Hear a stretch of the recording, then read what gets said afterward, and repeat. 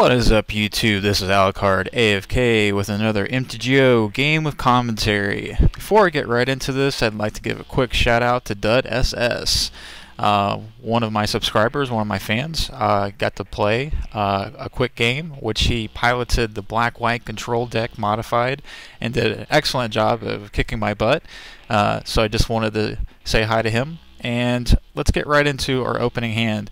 This is a new deck I've been trying to get started up, specifically discard cards.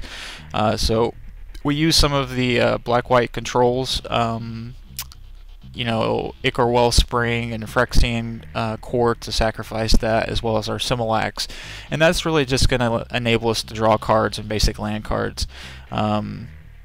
So opening hand, we have two Swamps. We have an Ichor Wellspring. We have a Mental Agony. Target player discards 2 cards and loses 2 life. Obviously, there's some better discard cards. I have just about every single type of discard card in this deck. I have Distress, Duress, you name it, Mental Agony. There's every single type I can cast, you know, for 1 mana, and I can get rid of a creature or a planeswalker, and then another one I can get rid of a non-creature, you know, like spells and things like that. And then there's ones that just say discard 2 cards. You know, discard 2 cards, I mean, they get to choose, but if you are doing your 1 mana discards well enough, you're going to get rid of the major stuff, and then it's just like you're getting rid of their hand. So we got that. We have a Phyrexian Obliterator. This is kind of our win conditions. There's 4 in this deck, and for 4 colorless, or sorry, 4 black, straight black, it's an amazing card. It's one of my favorite cards from black cards from any series, really. You know, it's a 5/5 for 4. It has trample, and whenever a source deals damage to the Obliterator, that source's controller sacrifices that many permanents. You just can't get better than that. And it's immune to Doomblade. A lot of people are starting to switch to go for the throat, but like I said, if you're discarding their creature kill spells, then it's going to get through. It's going to swing in. And we got another Swamp, and we got a Sangromancer. Sangromancer really won this game for us. He's a 3/3 for 2 colorless and 2 black. He's flying, or she's flying, and whenever a creature an opponent control dies, you gain 3 life. But specifically, its ability, whenever an opponent discards a card, you gain 3 life. So this is a humongous advantage. So they're going to be discarding cards left and right, so you're going to get tons of health. And then anytime you know, their creatures die, then you're gaining 3 life. So it's an amazing card. So let's get right into it. I'm going to play a Swamp.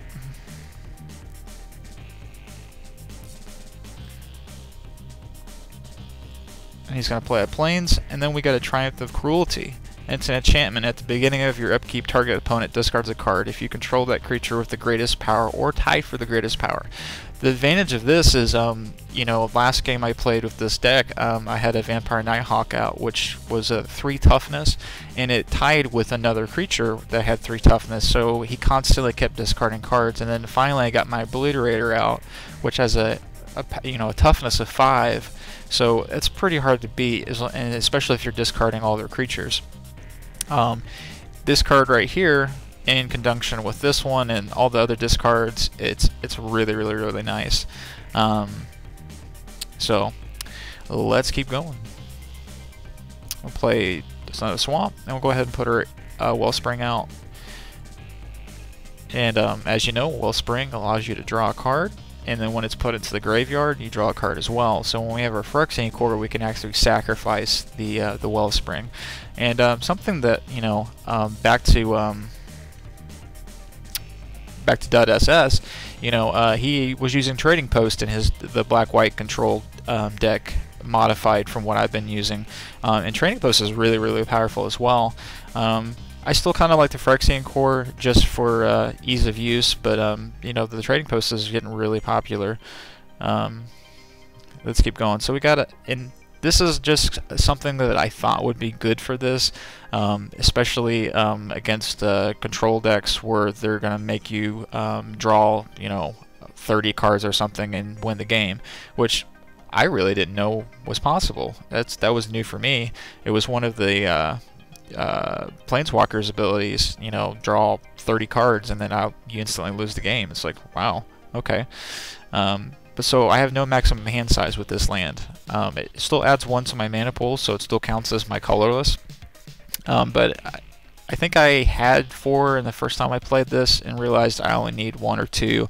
Obviously if you go to a 3-game matchup, you might want to put more or something just to make sure that you get it. There's no Tabalic Tutors or anything in this deck, so I think there's 2 in it just to make sure that we get 1. And that way, you could have you could have 20 cards if you want, full of control, and they're not going to be able to do anything about it. So he's going to play Glacial Fortress, so it's a white and blue, so he's going to be definitely white and blue for sure. We got a Buried Run. This is a standard in my control decks, specifically black-white and mono-black, which this is really a mono-black control deck if you want to get down to it. So we don't have like white to splash Lingering Souls and stuff, but we've got plenty of creatures in this deck particularly. So, but it's a way to sacrifice, or actually, it's a way to get our Symbolics back. It's a way to get our Wellsprings back. So that's always a great mechanic. So I'll play another land.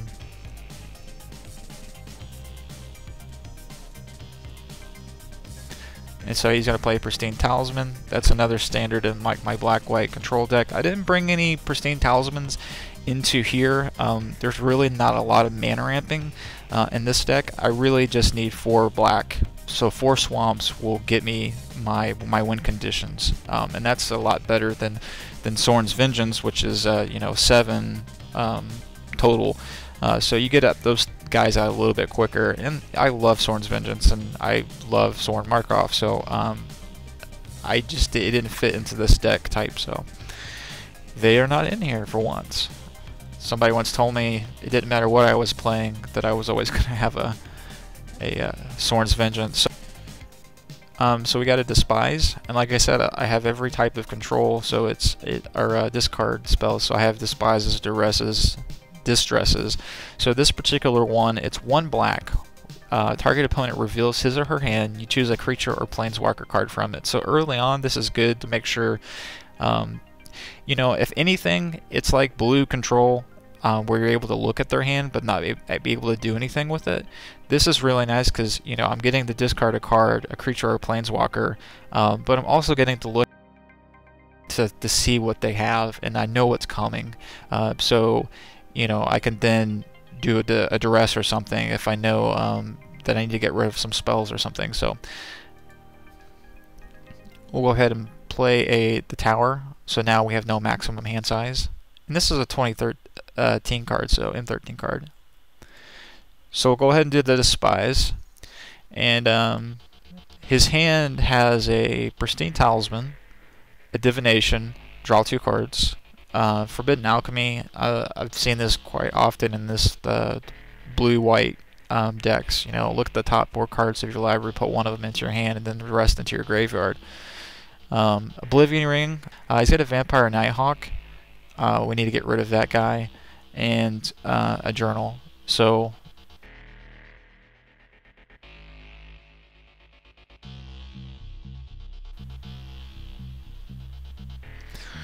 let's keep going.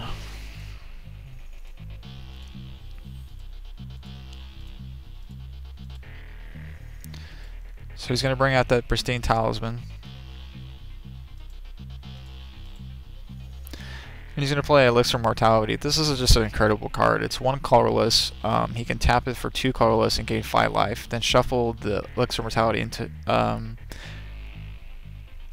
and your graveyard into the owner's library, so he can pull his Vampire Nighthawk back into his library, which is fantastic.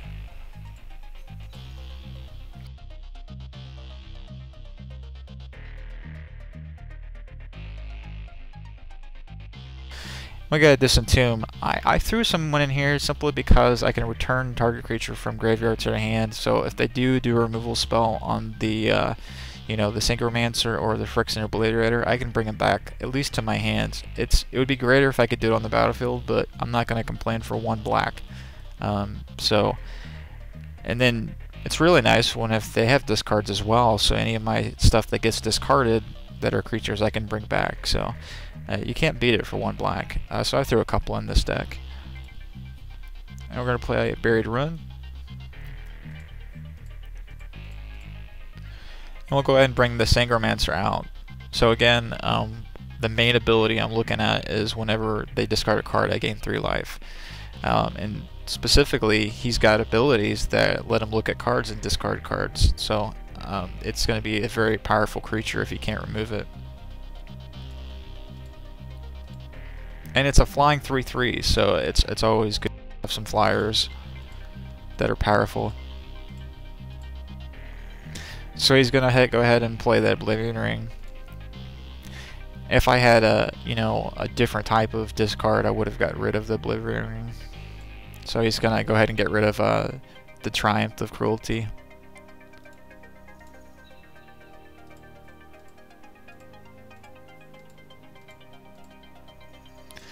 So he did Divination, he drew 2 cards. I'm going to get a Guess Verdict. So our removal spells in this are kind of just really limited. I brought in some Guess Verdicts because I played a artifact deck recently that just, go for the throat, kills everything but an artifact. So go for the throat doesn't work. Doomblade would work, but I have Doomblade in my sideboard, so I'm playing a couple Guess Verdict, so that means it doesn't target anything. Even indestructible cards or invincible cards, they just simply have to, you target the player and they have to sacrifice a creature and lose 1 life, so it doesn't matter what they have to sacrifice it. Something at least. So that's some of our removal. And we'll go ahead and play a Mental Agony, so he has to discard 2 cards and he loses 2 life.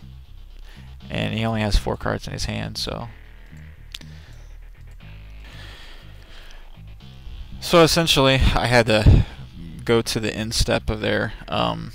So he discarded 2 cards. The Synchromancer's ability triggered, and we gained 3 life for every card he discarded, so we gained 6 life from that. And that's in 1 fell swoop. That's pretty nice. And then we also are going to swing in with our Synchromancer. And he's going to play a Vincer's Journal, 5 colorless. You have no maximum hand size, so it's much like ours. It's an artifact though. At the beginning of your upkeep, you gain 1 life for each card in your hand. So he'll gain 2 life or 1 life for a while. We've discarded most of his cards. And so we got an Entomber Arc. I actually had this in my original mono black Drain deck, and it had in a paper edition I had rotated them out a little bit. So when Entomber Arc enters the battlefield, choose 1. You can either return a target creature from your graveyard to your hand, so that's really nice. Like again, it's like the Disentomb rather. Or target opponent reveals his or her hand, you choose a non-creature card from it, then that player discards that card. So it's another like a Distress or something. So since he has no creatures, or actually I have no creatures in my graveyard to return, we'll go ahead and play him, and then we'll have the ability to discard a card.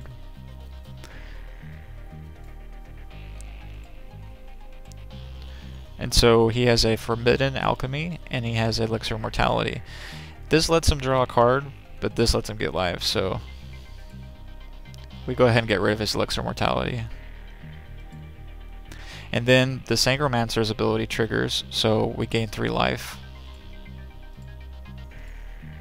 We're up to 29, he's at 22. We'll go ahead and swing in with the Synchromancer for 3. He'll go down to 19. And then he's going to get 1 life for every card in his hand. He only has 1. So he's going to gain 1 life.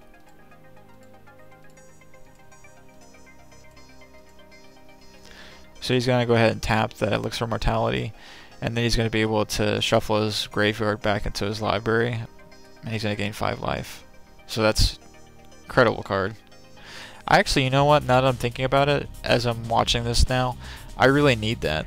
Because there's a lot of games now with these discards that I get rid of most of them very quickly. For 1 black or 2 black, I'm getting rid of all their cards like very quickly. Just getting rid of everything I can get rid of in their hand. And then if I used the Elixir Mortality, I would be able to shuffle this entire graveyard back into my library, which is awesome, and I would still get 5 life. So I think I'm going to swap some in there and try them out. So we got a Distress, and like I said, I mean, we use these up pretty quick. So this is another type. So this particular discard type, I target their hand, they choose a non-land card from it, that player discards that card. So anything but a land. So Distress is probably more powerful than anything else, unless you're trying to get rid of a land. So, and he's only got 2 cards, so we go ahead and pull it up. And he has a Forbidden Alchemy still. Really not worried about him drawing cards, but I try to get rid of the stuff he actually has that he actually can play. So he's got a 3/5 flying double strike lifelink creature spirit, and whenever you gain life, you draw a card. So that needs to go bye-bye. So he discarded that card, and we gained 3 life with the Sangromancer ability. So we're just gaining life like crazy. So he goes and plays the Forbidden Alchemy at this point. So he's gonna look at the top 4 cards of his library, put 1 of them into his hand and the rest into his graveyard, which isn't bad with Elixir Mortality, because he can shuffle that right back in. So we'll go up to 32, and we'll go ahead and swing in for 5. He'll go to 22. He'll gain 1 life from the Vincer's Journal, because he has 1 card in his hand. And he's going to tap his Pristine Talismans. Those are another way to get life. And as I was saying in my Black-White control deck, I mean, people discount these, but it's a way to mana ramp, and you're getting health back constantly. So he's going to go to 23 with that. And we got another swamp, which is our 4th swamp. You know, when I originally put this deck together, I had nothing but swamps, and I was able to play the Phyrexian Ablatorers a little bit quicker. But with that, I didn't have a way to draw cards. I didn't have Wellsprings, I didn't have Buried Runs or Similax. So I'm going to try it out and see how that works. Being able to draw cards is pretty nice. It's even nicer when you can get a 5/5 with trample and sacrificing abilities out on the table. So we'll swing in for 5 again.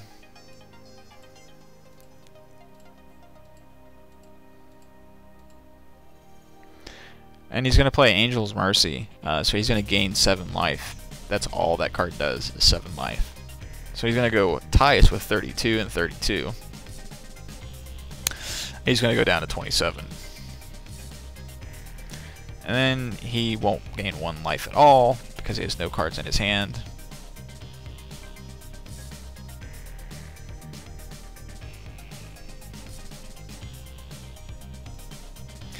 So he's going to do the Forbidden Alchemy. He's going to get a card. And the rest will go into his graveyard, so he discards some Oblivion Rings. And a Vampire Nighthawk.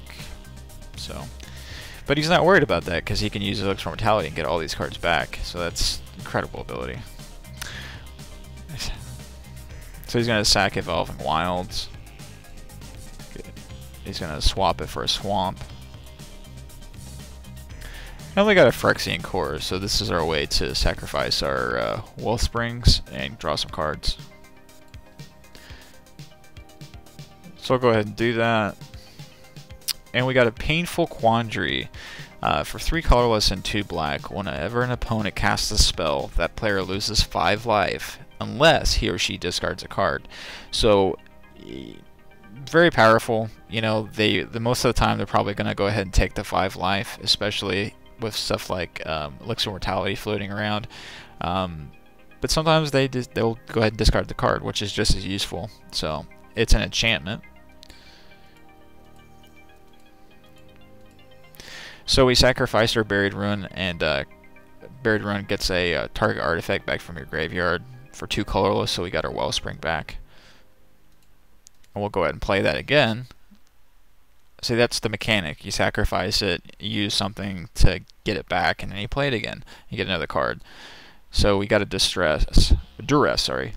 And this type, you choose a non-creature, non-land card from it. So basically only spells and artifacts and things like that. And then they discard a card. So we're going to swing in for 8, 9, 10. And he's going to go down to 19. And then he'll get 1 life because he does 1 card in his library, or his hand. So he played a Timely Reinforcements. If you have less life than an opponent, you gain 6 life. So obviously he gained 6 life. If you control fewer creatures than 3/1/1 white soldier creature tokens on the battlefield. So all those abilities were activated, so he went up to 28 and he got 3 soldier tokens on the battlefield. So we got a Black Sun Zenith. I threw a couple of these in there. I really do like Mutilate. They're in my sideboard. But Mutilate, the problem with Mutilate is that you're going to destroy your own creatures as well. Whereas Black Sun Zenith, you know, for whatever 2 black and then whatever X is, so you can just pump it with mana. But you have the ability to like pump it up to 1 to get rid of just his soldier tokens if you want. If I had a higher costing card than maybe a Tumor, you know, maybe I could bump it up to 2. So powerful, you know. Well, not removing the flexibility, or let's say that. So let's go ahead and put that Painful Quandary out. So he can't really cast. He can cast spells, but he'll either discard a card, and he'll most likely take some life. So we're going to swing in. You may differ on that. You may want to keep your pressure on. I'm trying to activate some abilities, so he is going to block the Tumor Arc. So we gained 6 life from that round. So we'll go up to 39 health. And, you know, we lost the creature. It's not like our win conditions. So, and really his ability was used already when he came onto the battlefield. So, and we also have a Disdoom. You know, I forgot to mention that. I mean, I mentioned I had it, but I mean, I can always return this card back to the battlefield with Disentomb. If I didn't have Disdoom, maybe I wouldn't have done that, but it's all irrelevant at this point. It's what I chose to do. So we got a Simlock. We'll go ahead and play Distress.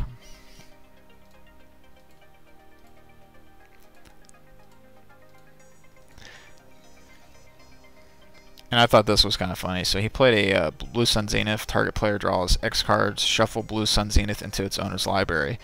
So he's going to draw 5 cards. Okay. But if you look at the abilities on the stack, the first ability is going to trigger. So he casts that spell. So he's going to have to pay 5 life or discard a card. And then Blue Sun Zenith will trigger and he'll get 5 cards.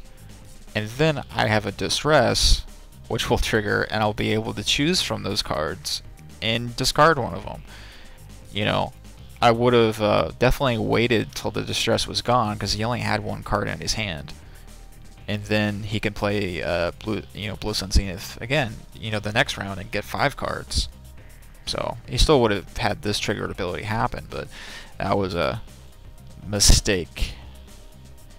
And then another ability triggers, so he discards, whenever an opponent discards a card, he may gain 3 life.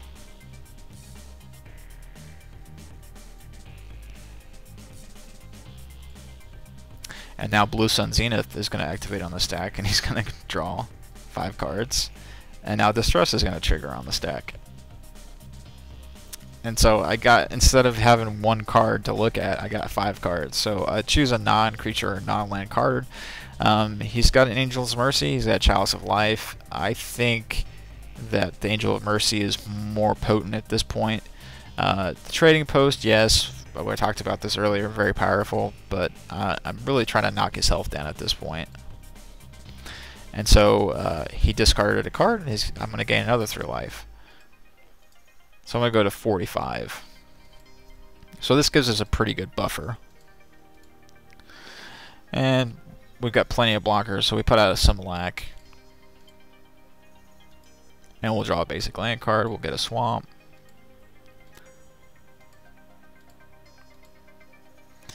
And then we'll swing in with our Phyrexian Obliterator and our Synchromancer for 8.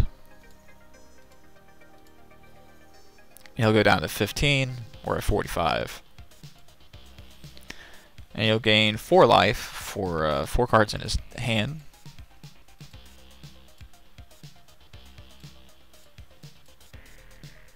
He'll tap 2 Pristine Talismans and go to 21. And he casts a Vendor's Journal. So it's what he already has out, so he'll gain, double. Next upkeep he would get 6 life for 3 cards in his hand, but he's going to lose 5 life right here, or discard a card. So it kind of just negated there. He negated his both his journals on this round at least. So he just go down to 16.